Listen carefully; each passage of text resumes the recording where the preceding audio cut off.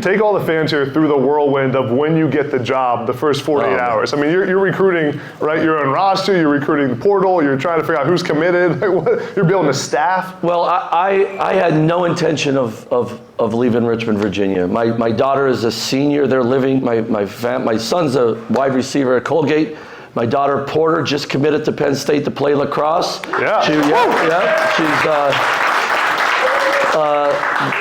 right before Coach Missy called her, she was going to go visit that school in Ohio.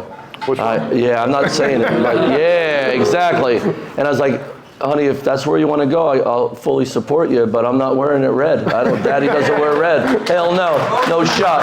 And so I had no intention, Adam, of leaving VCU. Great place, great school. People there are awesome. Fans are awesome. We had a really good team returning, and it was Pat Kraft.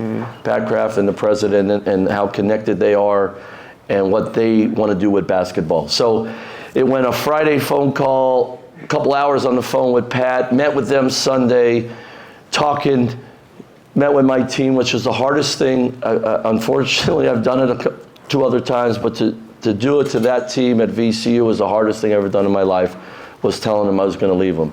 And but when I drove home, I told my wife, you know, I told here we go, we're on this adventure, which we've been on it for a long time. She pretty much, all right, let's go to work. And we, next day we flew up here for the press conference, and when we got up here, met with the players that were here, and then it was all phone calls. My staff, I had my staff, we were ready to go, and it was just phone calls and going to get some players. And then the most important thing that you can do as a leader is give your time to your players. Yeah. That's it. So I was here, the guys that were here, Kanye and Jamil and Meech and some of the other guys that left, they were number one on the list. And to build trust, the only way you build trust is through time and communication. And that was my job. So we went out to a lot of meals. I learned in 10 days where all the places to eat are, because we were eating meals 3 times a day. Oh, yeah, a few times. I ate more wings here. I set a record the one night, without a doubt. And they're really good. So, but I grabbed guys and lots of meals, even the guys that were graduating, Pick and Seth and those guys, just picking their brain about Penn State and Penn State basketball, and say we're going to build relationships one day at a time. And so and then it was recruiting. And so we got 10 players, 9 in the transfer portal, 1 international freshman in 59 days. It was crazy, and it was the hardest thing I ever did in 59 days, in 2 months.